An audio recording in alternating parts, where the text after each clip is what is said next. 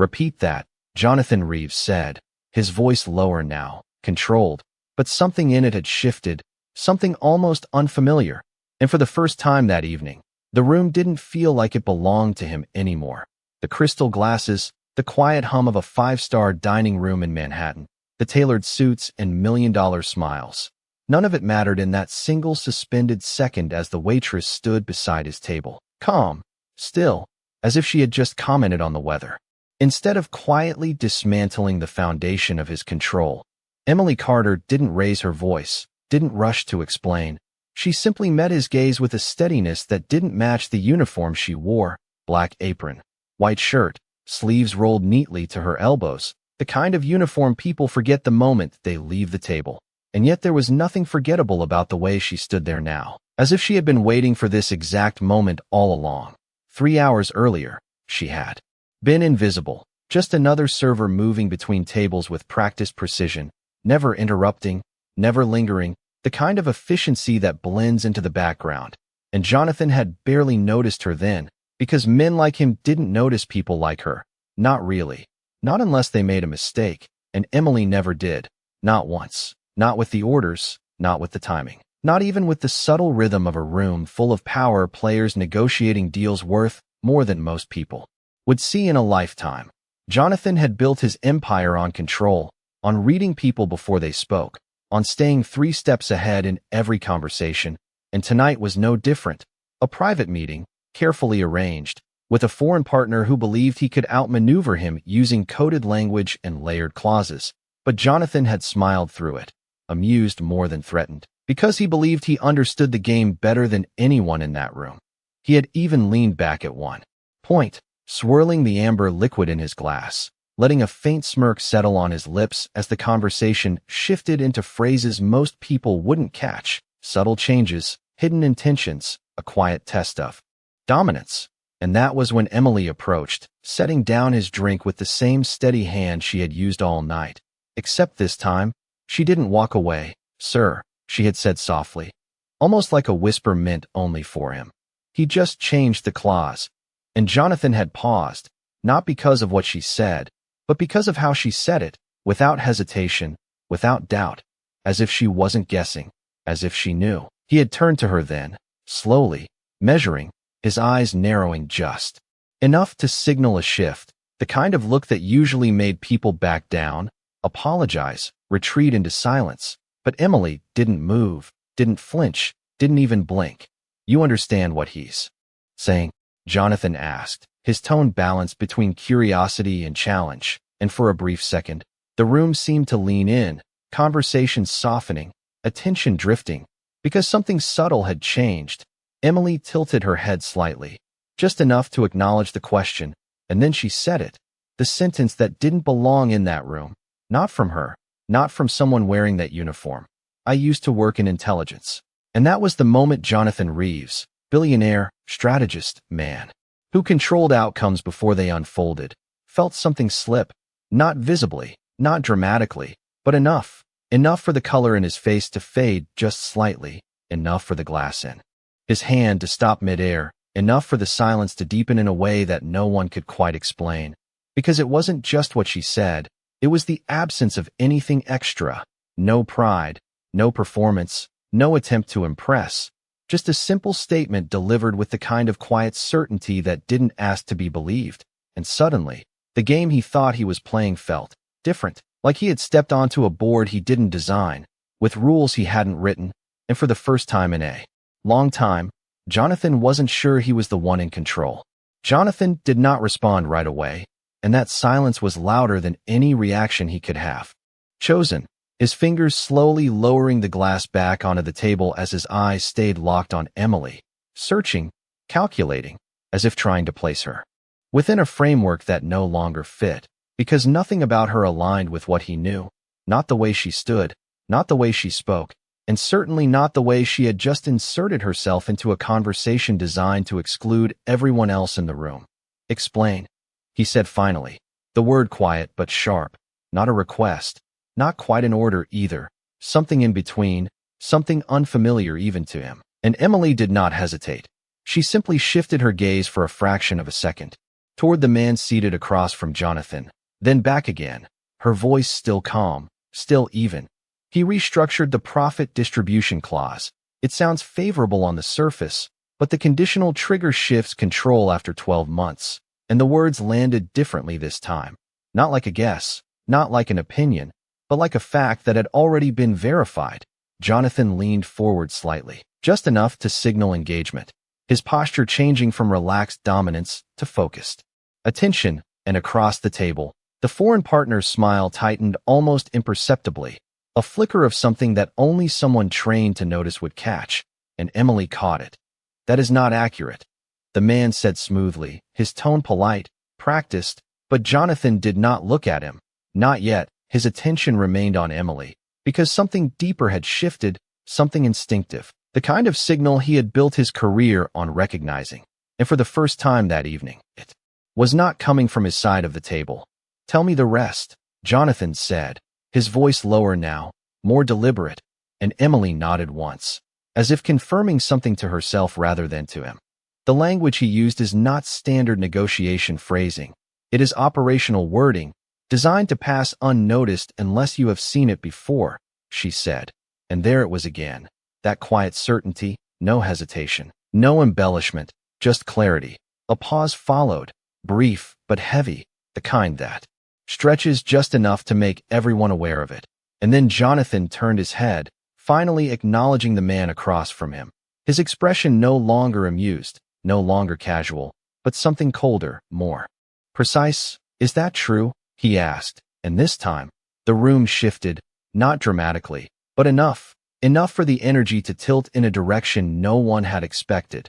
The man across the table adjusted his posture, his confidence still present, but no longer effortless. "It is a matter of interpretation," he replied, and Jonathan's gaze sharpened, because that was not a denial. Emily stepped back slightly then, not retreating, just creating space, her hands resting lightly at her sides, her role technically finished, but her presence still anchored in the moment, and Jonathan noticed that too.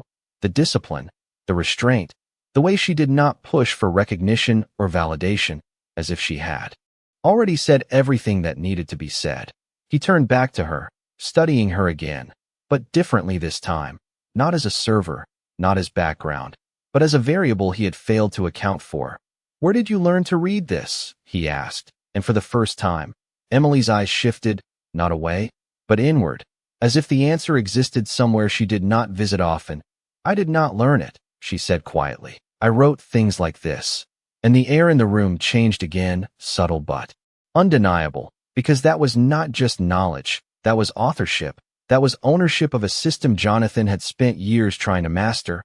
And suddenly, the question was no longer whether she understood the game, but how long she had been playing it, and why she was standing here, in a uniform no one questioned, holding a truth that could quietly dismantle everything he thought he controlled. Jonathan did not look away from her, not even as the man across the table shifted again, not even as the quiet murmur of the restaurant slowly returned in cautious fragments, because something far more important had just surfaced, something that could not be ignored or dismissed. And for the first time in years, Jonathan Reeves found himself recalculating in real time. "You wrote them," he repeated, not as disbelief, but as confirmation, as if saying it aloud might help him understand the scale of what that meant. And Emily gave the smallest nod, not proud, not defensive, just factual, as if she were acknowledging something ordinary instead of something that had just altered the balance of the room.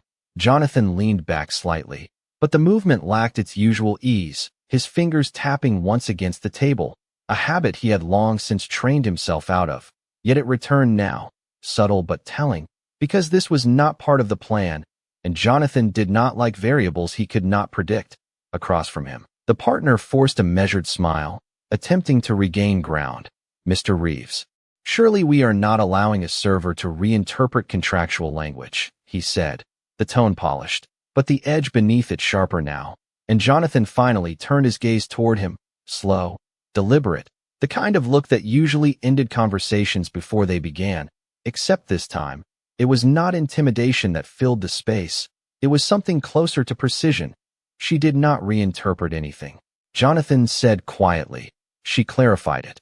and the distinction landed with weight, because everyone at the table understood what it implied. Emily remained still, not stepping forward, not stepping back, her presence steady like a fixed point in a room that had begun to shift around her, and Jonathan noticed that too. The discipline of someone who knew exactly when to speak, and when silence carried more authority than words. If she is correct, Jonathan continued, his voice calm but firm, then the structure of this agreement changes significantly. And the man across from him hesitated, just for a fraction of a second, but it was enough for Jonathan to see what he needed to see, because hesitation in moments like this was not uncertainty, it was exposure.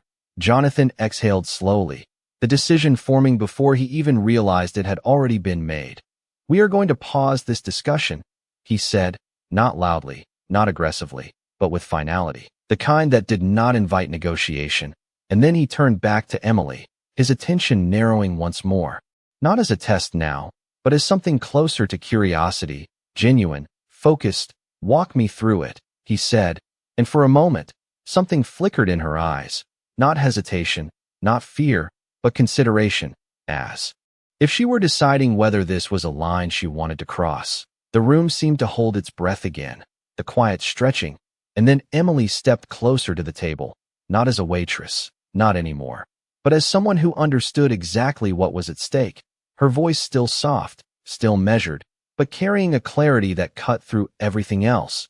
"The trigger is embedded in the timing language," she began, her finger lightly tracing an invisible point on the edge of the table as if mapping out the structure in her mind. "It shifts operational authority under the appearance of a routine adjustment, but it is not routine, it is deliberate." And as she spoke, Jonathan listened, not interrupting, not challenging, absorbing each word with the kind of focus he reserved for moments that defined outcomes. And with every sentence, the picture sharpened, the implications aligning, the hidden structure revealing itself piece by piece, until there was no room left for doubt. When she finished, she did not look to him for approval, did not wait for acknowledgement. She simply stepped back again, returning to stillness, and Jonathan sat there for a second longer, the silence settling fully this time. Not uncertain, not tense, but clear, and when he finally spoke, it was not to the man across from him, it was to her. "You saw all of that in seconds," he said, and Emily met his gaze once more, calm as ever. "No," she replied quietly. "I recognized it, and that difference, that single word, landed deeper than anything else she had said, because recognition meant experience, and experience meant history. And history meant there was far more to this woman than anyone in that room had even begun to understand." Jonathan did not speak immediately after that, and this time the silence was different, no longer searching, no longer uncertain, but heavy with realization, the kind that settles slowly, like something clicking into place behind the eyes. He leaned back in his chair, exhaling through his nose, his gaze drifting for just a second toward the city lights beyond the floor-to-ceiling windows, as if recalibrating, as if placing this moment into the larger map of everything he thought he understood. And when he looked back at Emily, it was not the same look he had given her 10 minutes ago. It was sharper, yes, but also quieter, more deliberate, like he was choosing each thought before allowing it to surface. "How long ago?" he asked, and the question was simple, but it carried weight, because it was not just about time, it was about distance. About how far removed she truly was from whatever world she had just revealed. Emily did not answer right away, her eyes lowering for a brief moment, not in avoidance, but in consideration, as if measuring what part of that past belonged in this room. And then she said, "Long enough," her tone even, final, not dismissive, just closed, like a door that was not meant to be opened tonight. Jonathan watched her carefully, noting the restraint, the precision, the way she offered just enough to confirm but never enough to expose. And something about that told him more than any detailed answer could have. Because people who spoke like that did not guess. They did not exaggerate. They knew exactly what they were choosing not to say. Across the table, the partner shifted again, impatience now threading through his composed exterior. "Mr. Reeves, if we are finished entertaining hypotheticals," he began.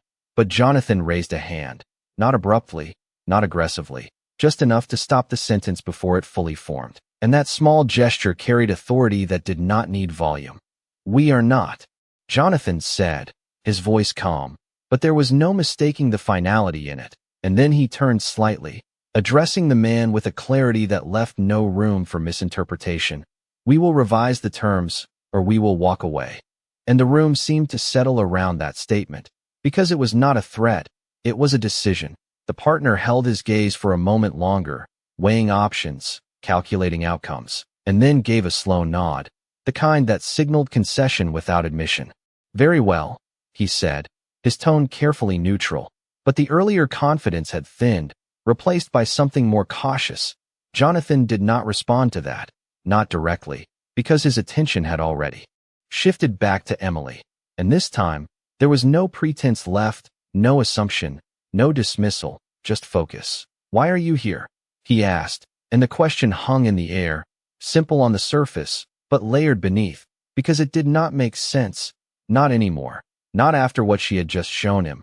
Emily met his gaze again, steady as before, and for a brief second, something softer passed through her expression, not weakness, not regret, but something closer to acceptance. "Because this is where I chose to be," she said, and there was no apology in it, no explanation, just truth, quiet and complete.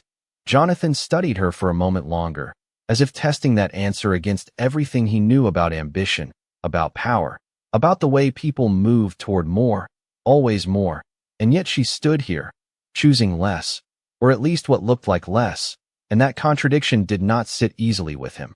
"You are aware," he said slowly, "that you just saved me from signing a deal that would have cost millions." And Emily gave a small nod, almost imperceptible.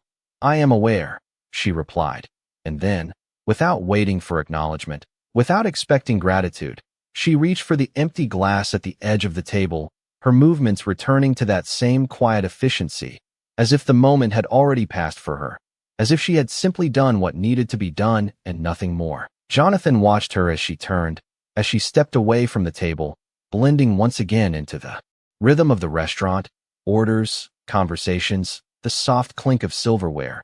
And for the first time that evening, he felt something he had not anticipated, not loss, not confusion, but a question, one that lingered longer than it should have, because it was not about the deal, not anymore.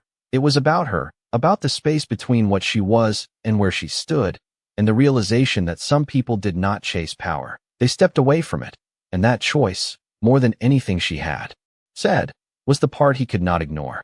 Jonathan did not return to the conversation immediately after Emily walked away, even as the meeting resumed around him, even as revised terms began to take shape with careful, calculated language. His mind was no longer anchored to the numbers or clauses on the table. It lingered elsewhere, following the quiet rhythm of a woman who had already disappeared back into the background as if nothing had happened.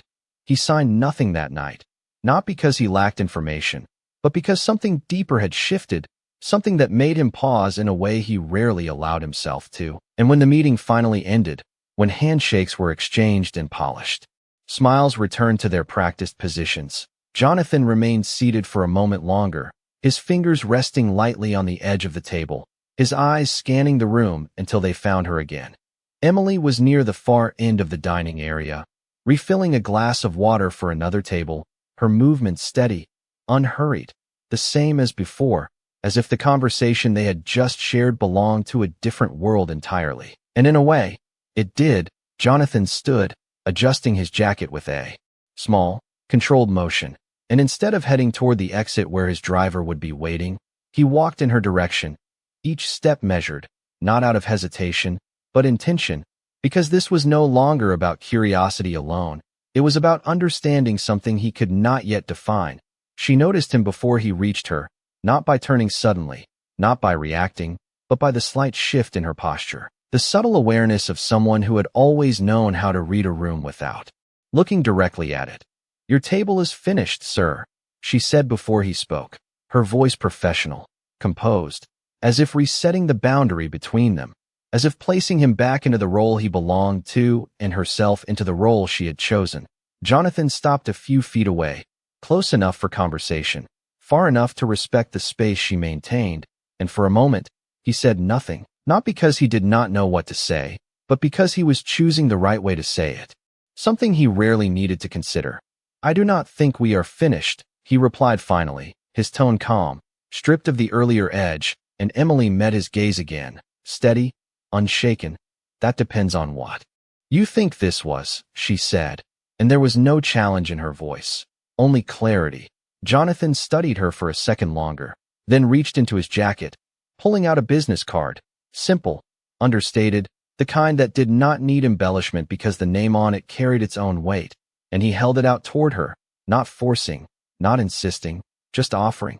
"Come work for me," he said, direct, without negotiation. Because that was how he operated: identify value, secure it, integrate it. But something in his tone had changed, something less transactional, more measured, as if he understood this was not a standard proposition. Emily looked at the card but did not take it, not immediately, her eyes flickering over the details for a fraction of a second before returning to his face. And then she shook her head, once small, but unmistakable. "No," she said, and the word landed without hesitation, without apology, as if it had already been decided long before he asked. Jonathan did not withdraw his hand right away, not out of insistence, but out of surprise, subtle but real, because rejection was not something he encountered often, not like this, not so simply. And for a brief moment, he searched her expression for explanation, for doubt, for anything that suggested this could be reconsidered, but there was none. "You are turning down an opportunity most people would not hesitate to accept," he said, not as pressure, but as observation, and Emily gave the faintest hint of a smile, not amused, not impressed, just knowing. "Most people are not me," she replied softly, and then, gently, she reached forward, not to take the card, but to lower his hand back toward him, a quiet gesture, respectful, final, and in that moment, Jonathan understood something he had not expected to learn tonight. That value did not always move toward power. Sometimes it stepped away from it, deliberately, quietly, and that choice, more than anything else, was what made it impossible to ignore. Jonathan did not insist after that, and that, more than anything, marked the shift, because a man like him did not usually step back once he decided something mattered, yet now he stood there. For a second longer, holding a silence that felt less like defeat and more like recognition, as if he understood that pushing further would not change the outcome, only diminish it. He slipped the card back into his jacket slowly, his movements controlled, but not rigid, and for the first time that evening, there was no performance in him, no strategy unfolding behind his eyes, just a quiet awareness that something rare had just passed through his world without staying. "You are making a mistake," he said, not sharply, not even as a warning, but almost as a habit, something he would have said to anyone else in the same position. Yet even as the words left him, they sounded less certain than they should have. Emily shook her head slightly, her expression calm, unchanged. "No," she replied, just as simply as before. "I already made mine." And there was something in the way she said it, not regret, not pride, but acceptance, the kind that comes from decisions that have already been lived through, not just chosen. Jonathan watched her for a moment longer, then gave a small nod, not agreement, not approval, but acknowledgement, and without another word, he turned and walked toward the exit, his steps measured, his posture unchanged. Yet something subtle had shifted beneath the surface, something that did not show, but stayed. Outside, the night air was cool, the city humming with its usual energy, headlights cutting through the dark, people moving with purpose, unaware that anything had changed, and Jonathan paused just before stepping into the car waiting for him, his hand resting briefly on the door as his mind replayed the last hour. Not the deal, not the numbers, but her, the way she spoke, the way she refused, the way she chose something else entirely. "Office?" his driver asked, and Jonathan hesitated, just for a second, before shaking his head. "No," he said quietly, "home." And even that decision felt different, less automatic, more deliberate. Back inside the restaurant, Emily continued her shift as if nothing had happened, clearing tables, refilling glasses, moving through the same rhythm she had followed all night, and no one around her knew, no one stopped to ask, because to them, She was exactly what she appeared to be, nothing more, nothing less, and that was the point. A younger server approached her near the service station, glancing toward the door where Jonathan had just left, curiosity written openly across her face. Was that really him? She whispered, unable to hide the excitement in her voice, and Emily gave a small nod, her hands still steady as she organized a tray. Yes, she said, and the girl leaned closer, lowering her voice even more. What did he want? And for a brief moment, Emily paused, not because she did not have an answer, but because she was choosing which version of it belonged here, in this place, in this life she had built. Nothing important, she replied finally, her tone light, almost dismissive, and the girl blinked, clearly unconvinced, but before she could ask anything else, Emily had already turned away, carrying the tray toward another table, her focus returning to the present, to the simple tasks in front of her, tasks that required attention, not explanation. Later, when the shift ended and the lights dimmed slightly, when the last customers had left and the quiet settled into the space, Emily stepped outside into the same cool night air Jonathan had stood in not long before, the city stretching out around her, vast, indifferent, alive, and she took a slow breath, not as relief, not as escape, but as something steady, grounding, as if confirming to herself that she was exactly where she intended to be, no more, no less. And as she walked down the sidewalk, disappearing into the flow of people who would never know her story, one truth remained, quiet but certain, that not every past is meant to be reclaimed, and not every kind of power is worth returning to. Jonathan did not sleep much that night, not because of the deal, not because of the numbers he had chosen to delay, but because of a sentence that refused to leave his mind, simple, quiet, and far more disruptive than any negotiation he had faced in years. I already made mine. And it echoed differently each time he replayed it, not as defiance, not as regret, but as certainty, the kind that does not need to be explained. By morning, his office was already in motion, screens lit, analysts reviewing revised structures, assistants moving through schedules measured down to the minute. The world he knew, the one he controlled, operating exactly as expected. Yet he stood by the window longer than usual, coffee untouched in his hand, his gaze unfocused, not on the skyline, but somewhere else entirely. "We have the updated projections ready," his assistant said, stepping into the room with her usual efficiency, but Jonathan did not turn immediately, his attention still lingering in a place that did not belong to spreadsheets or forecasts. "Cancel the follow-up," he said instead, and the assistant paused, just for a second, processing. "Cancel it," she repeated, careful, professional, and Jonathan nodded once, finally turning, his expression composed, but quieter than usual. "We will not proceed," he said, and there was no further explanation, none needed, because when he made a decision, it was final. The assistant gave a small nod and stepped out, leaving him alone again, and for a moment, the silence in the office felt unfamiliar, not empty, just different, as if something had shifted in the way he measured value. Across the city, Emily moved through her morning the same way she always did, steady, deliberate, her small apartment filled with soft light filtering through the blinds, a cup of coffee resting on the narrow kitchen counter, untouched for a moment as she stood. Still, her thoughts quieter now, but not absent, because the night before had not been insignificant, even if she chose not to carry it forward. She picked up the cup, took a small sip, then set it down again, her gaze drifting briefly to a drawer near the edge of the counter, closed, untouched, and after a second, she reached for it. Not quickly, not hesitantly, just with intention.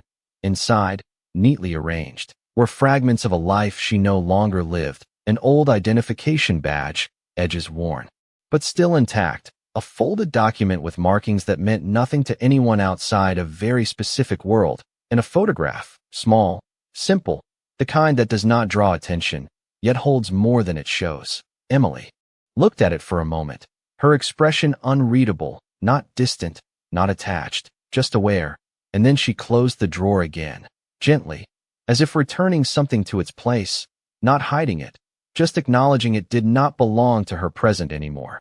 Later that afternoon, Jonathan found himself doing something he had not planned, something that did not fit into his schedule, yet felt necessary in a way he could not ignore, and before he could reconsider, he was already stepping out of his car in front of the same restaurant, the same entrance, the same quiet elegance that had framed everything the night before. Inside, nothing had changed, the same soft lighting, the same measured conversations, the same illusion of control that people like him moved through effortlessly. And yet, as his eyes scanned the room, he was no longer looking for opportunity, not for advantage, but for a person who had chosen to walk away from both. Emily noticed him again before he reached her, not surprised, not unsettled, just aware. And when he stopped in front of her, there was no tension, no anticipation, only a quiet understanding that this moment was different from the last. "You came back," she said, her voice even, and Jonathan gave a small nod, his hands relaxed at his sides. No card this time, no offer prepared, just a question he had not been able to dismiss. "I need to understand something," he said, and Emily held his gaze, calm as ever. "Then ask," she replied, and for the first time since they met, Jonathan Reeves, a man who always knew exactly what to say, took a second longer before speaking, because this was no longer about control, it was about something he had never fully learned, how to understand a choice that was never meant to be negotiated. Jonathan held her gaze for a moment longer, as if weighing the question against something deeper than curiosity, and then he spoke, not with the sharp precision he used in boardrooms, but with something quieter, more deliberate. "Why walk away from something you clearly mastered?" he asked, and the words were simple, but they carried the weight of everything he believed about success, about progress, about never stepping back once you had reached a certain level. Emily did not answer immediately, her eyes shifting slightly past him, not avoiding, just thinking, as if the answer was not something that could be given quickly without losing its meaning. And when she finally spoke, her voice remained steady, unchanged. "Because mastering something is not the same as belonging to it," she said, and the distinction settled into the space between them, subtle but firm. Jonathan frowned slightly, not in disagreement, but in processing, because that was not a framework he was used to. In his world, mastery meant ownership, and ownership meant continuation. There was no exit once you reached the top, only expansion. "You could have done anything," he said, his tone quieter now, less about persuasion and more about understanding. "Built something, led something, changed the scale of your life entirely." And Emily gave a small, almost imperceptible nod, acknowledging the truth in that, but not accepting its conclusion. "I already did," she replied, and there was no emphasis, no need for it, because the certainty in her voice carried enough weight on its own. Jonathan studied her again, this time not looking for inconsistencies, but for alignment, trying to understand how someone could stand in front of him, fully aware of what they had left behind, and still not reach for it again.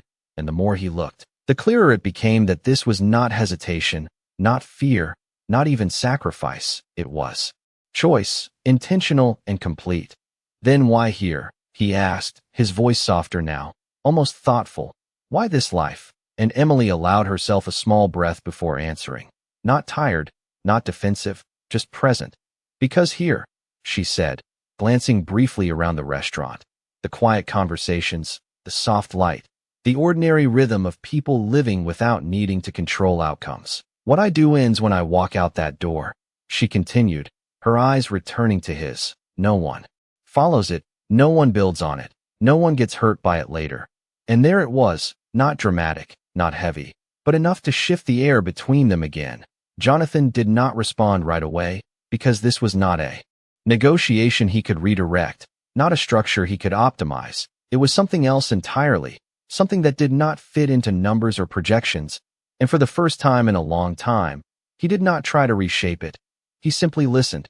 "You think I do not see that side of it," he said after a moment, not defensive, just honest, and Emily shook her head slightly. "I think you see it," she replied, "but you have decided it is worth it." And Jonathan exhaled quietly, because that was not wrong, not entirely, but hearing it said like that, without judgment, without pressure, made it sound different, clearer. A brief silence followed, not uncomfortable, not tense, just full, and then Jonathan gave a small nod, more to himself than to her. as if something had finally aligned in a way he had not expected. "And you decided it was not," he said, and Emily met his gaze one last time, calm as ever. "I decided I wanted to know where it ends," she replied, and the words lingered, not as a challenge, not as a lesson, but as something quieter, something that did not demand agreement, only understanding. And in that moment, Jonathan realized that this conversation was not about convincing her to return, not anymore.